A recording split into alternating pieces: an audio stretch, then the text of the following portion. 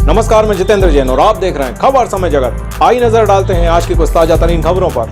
कानपुर उत्तर प्रदेश अनुसूचित जाति एवं अनुसूचित जनजाति आयोग अध्यक्ष डॉक्टर रामबाबू हरित ने बुधवार को सर्किट हाउस सभागार में बताया कि आयोग का मुख्य कार्य प्रदेश में रह रहे अनुसूचित जाति और जनजाति के लोगों की ओर से प्राप्त शिकायतों की सुनवाई कर उनका समाधान करना है।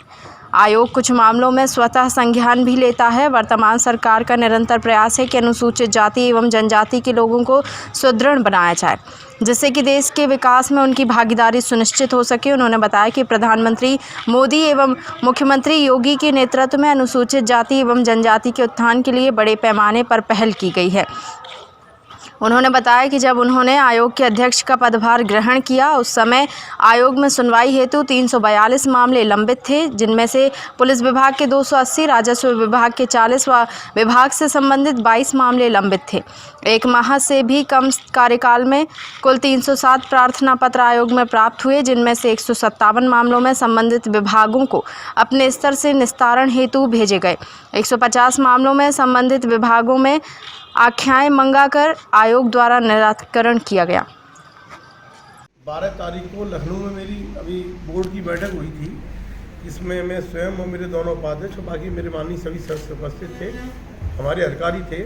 तो चूँकि हमारी ये पहली बोर्ड की मीटिंग थी, इस बोर्ड की मीटिंग में हमने हमारे आयोग की स्थिति क्या चल रही है, हमारे जितने भी केसेस उसमें आए उनकी स्थिति क्या चल रही है, इसकी पूरी जानकारी की, और आयोग की अपनी शक्तियाँ क्या हैं, आयोग के अपने कर्तव्य क्या हैं और आयोग के किस प्रकार से अपना कार्य करता है, इसके संदर्भ में हमने अपनी अधिकारियों से चर्चा की।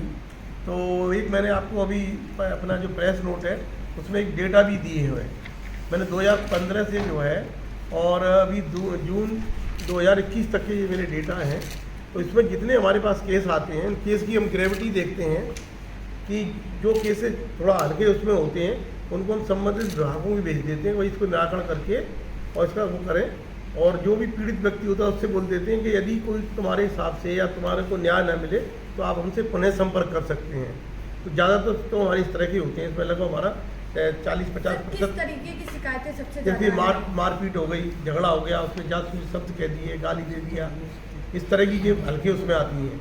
किसी जब जो ग्रीवियस इंजरी होती है, जैसे किसी का फ्रैक्चर हो गया, किसी चोट ज़्यादा लग गई, कोई कॉन्शियस हो गया, किसी के साथ रैप हो गया, किसी के साथ डकैती हुई आदि, इस तरह के जो केसेस होते हैं इनको हम जो है सीरियस उसमें लेते हैं। तो पहले हम साक्ष्य में आते हैं और साक्ष्यों के अनुसार यदि हम संतुष्ट हो जाते हैं तो फिर उससे हम ठीक ही हो जाता है। अन्यथा उसके बाद भी तो फिर हम उनको बुलाते भी हैं, हमें ज़रूरत होती है, उस हिसाब से दोनों पक्षों को बुला के बात करते हैं और हमारे जो अधिकारी होते हैं उनको बुला के बात करते हैं। सर, अगर योजनाओं की बात करी जाए तो कहीं ना कहीं अभी जो है योजनाएं जो हैं आपके इसमें पहुंच नहीं पा रही हैं लोगों तक।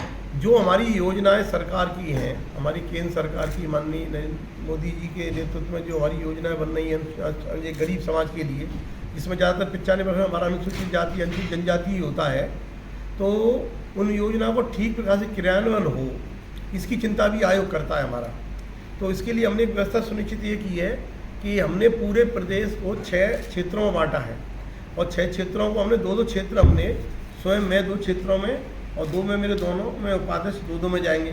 इस तरह हमने 6 क्षेत्रों को कवर करने की व्यवस्था सुनिश्चित की है और इन क्षेत्रों में जो भी हमारे माननीय हमारे सदस्यगण होंगे वो हमारे साथ अटैच हो जाएंगे।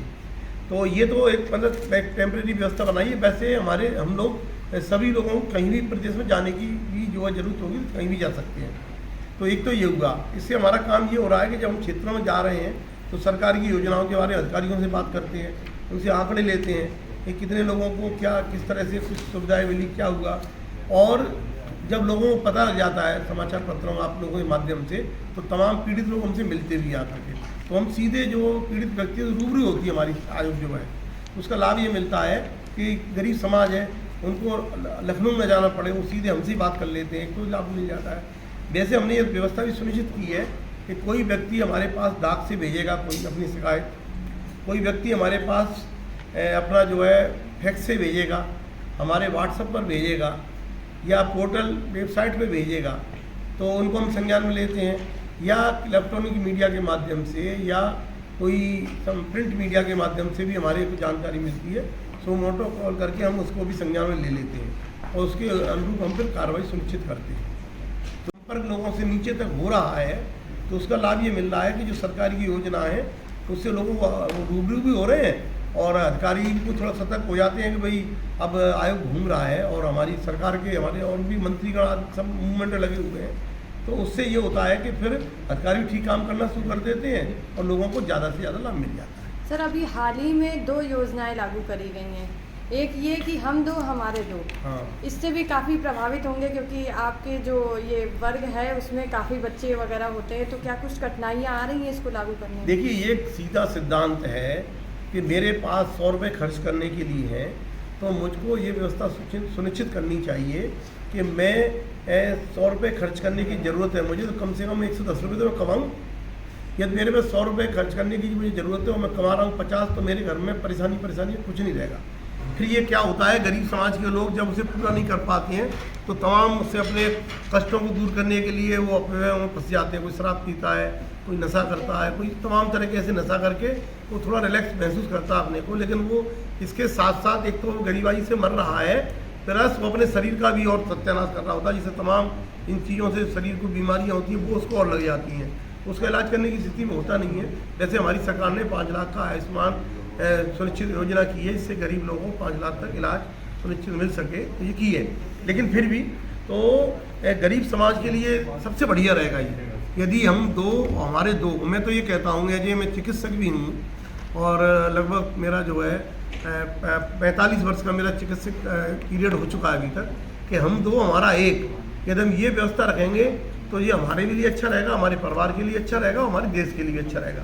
आज हमारे देश में लगभग 135 करोड़ की आबादी हो चुकी है जो रिकॉर्डेड है, और ऐसा मैं मानता हूँ कि लगभग 150 करोड़ भी हो सकती है, तमाम अनरिकॉर्डेड भी होगा। इसमें कुछ बाहर से घुसपैठिया भी हमारे देश के अंदर आ जाते हैं। तो जितने हम संसाधन पैदा करती हैं सरकारें, उससे ज़्यादा और ज़रूरत पड़ती है, तो वो संसाधन हमेशा कम रहते हैं। अभी हमने माननीय अटल बिहारी वाजपेयी के अनुसार जो हमने सड़कों का सौंदर्यीकरण किया है, जो हमारे हाईवे, नेशनल हाईवे बने हैं, इससे जो रास्ता सुगम हुए हैं, लेकिन अब इन पर भी आप देखती हैं कितनी भीड़ लग जाती है, तो जनसंख्या बढ़ रही है, वाहन उस हिसाब से बढ़ रहे हैं, तो ये हमारे रास्ते भी सकड़े होते जा रहे हैं, तो लिमिट से ज़्यादा हम कैसे चौड़े कर पाएंगे। तो इसके लिए हम सब लोगों को इसमें प्रयास करना चाहिए कि भाई किस तरह से हम जनसंख्या को नियंत्रण करें। और फिर मैं ये कहता हूँ, जैसे गरीब व्यक्ति है, गरीब व्यक्ति ने सपोज एक बच्चा किया तो 2 फायदे होंगे उसको। नंबर 1, उसने जो कमाया है उस बच्चे को अच्छा पौष्टिक आहार दे सकेगा, दूध पिलाएगा, उसे अच्छा खाना खिलाएगा। और मान लीजिए उस पर 4 बच्चे हैं, 5 बच्चे हैं, 10 बच्चे हैं, तो उसे 1 किलो दूध में 100-100 ग्राम दूध आएगा, और एक ही बच्चा तो 1 किलो में तीनों पी लेंगे मिलकर के, माँ बाप और बच्चा। तो एक तो ये हुआ, अच्छे स्कूल में शिक्षा दिला देगा, अच्छे कपड़े पहना देगा, बच्चे का विकास अच्छा हो जाएगा, अच्छी शिक्षा दिला देगा उसको, तो उसके लिए ज़्यादा अच्छा रहेगा। फिर भी दुर्भाग्य से कभी कभी ऐसा होता है, माँ बाप तो हर एक चाहता है उसका बच्चा उससे ऊपर जाए, लेकिन मान लीजिए किसी वजह से बच्चा ऊपर नहीं भी जाता है, तो उसका लाभ उसको ये मिलेगा जब हमारे पास श्रमिकों की संख्या कम होगी। जैसे एक श्रमिक है, उसने 10 बच्चे पैदा किए, तो उसने 10 श्रमिक पैदा कर दिए, और 2 हैं, 2 ने 1 किया तो 1 श्रमिक रह गया। यदि हमें मान लीजिए 100 हाथों के हमारे पास काम है और हमें 50 हाथी मिल रहे हैं काम करने वाले, तो उनकी वैल्यू बढ़ेगी, उन्हें अच्छा जो है श्रम का पैसा मिलेगा, उनको उनकी सुविधाओं के साथ बहुत ही अच्छी होंगी। लेकिन होता क्या है कि 10 आदमी की जरूरत है, वहाँ खड़े हैं जो है चौराहे पर 1000, तो उसमें जब खींचतानी होती है 500 रुपये रेट चल रही है, नहीं तो मैं 400 में ले चलो। तीसरा बोलता है मेरे घर में 2 दिन से खाना नहीं मैं हिसाब 250 रुपये में ले चलो, तो उससे श्रम की वो और घट जाती है।